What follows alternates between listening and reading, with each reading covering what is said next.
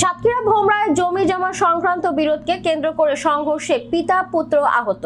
বিস্তারিত সাতক্ষীরা থেকে নিজস্ব প্রতিনিধি আব্দুল ওয়াহাবের পাঠানো ভিডিও চিত্রে। শুক্রবার শেষ বিকালে সাতক্ষীরা সদর উপজেলার ভোমরা ইউনিয়নের পদ্ম শাখরা গ্রামে এই ঘটনাটি ঘটেছে। জানা গেছে, ওই গ্রামের প্রভাবশালী জামাত নেতা মৃত ধনী সর্দারের পুত্র বজলুর রহমান ও তার লাঠিয়াল বাহিনী জমি জমার বিরোধকে কেন্দ্র করে শুক্রবার শেষ বিকালে হঠাৎ লাঠিসোঁটা নিয়ে ঝাঁপিয়ে পড়ে একই গ্রামের আবু হাসানের ওপর। এ সময় আবু হাসানের পিতা বয়োবৃদ্ধ কবির হোসেন ঠেকাতে গেলে তাকেও মারপিট করে বজলু বাহিনী। আহত পিতা পুত্র এখন সাতক্ষীরা মেডিকেল কলেজ হাসপাতালে মৃত্যুর সাথে পাঞ্জা লড়ছে বলে জানা গেছে। তবে এই ঘটনায় সাতক্ষীরা সদর থানায় মামলার প্রস্তুতি চলছে বলে জানা গেছে। আমার নাম কবির। কোথায় বাড়ি? পদ্মসাগরা। কি ঘটনা কি? ঘটনা মারামারি কেস।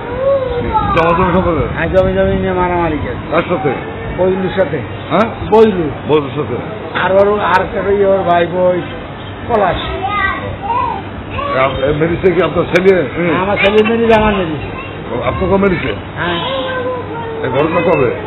কাল শুক্রবারে 3টের পরে। শুক্রবার বিকালে? হ্যাঁ, 3:30 দিকে। এখন মামলা করেছেন নাকি? বিষয় থানায় কোনো মামলা হয়েছে? অভিযোগ হয়েছে? অভিযোগ হয়েছে, এখন চালু হয়নি। প্রসেস চলছে? পরিস্থিতি চলছে। এখন ছেলে মোটামুটি এখনো জ্ঞান ফেরেনি? ভালো জ্ঞান ফেরেনি, ভালো। আপনার কি হয়?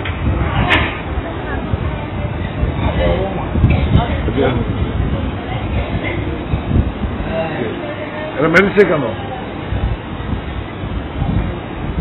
মেরেছে কেন? মারিছে কেন? ঝামেলা কতদিন তো চলছে ঝামেলা?